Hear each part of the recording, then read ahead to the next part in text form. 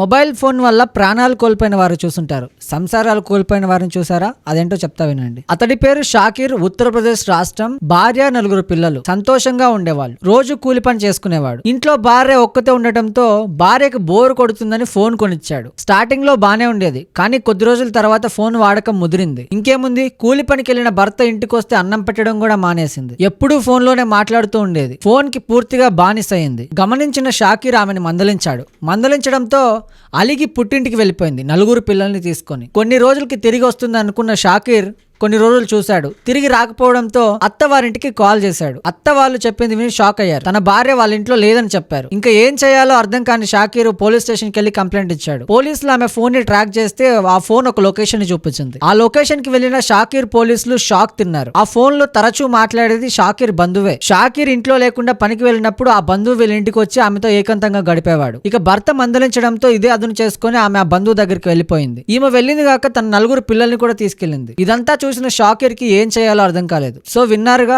ఒక్క ఫోన్ వల్ల సంసారం మొత్తం నాశనం అయిపోయింది. సో ఇలాంటివి కూడా మన సమాజంలో జరుగుతున్నాయి కాబట్టి చాలా జాగ్రత్తగా ఉండండి.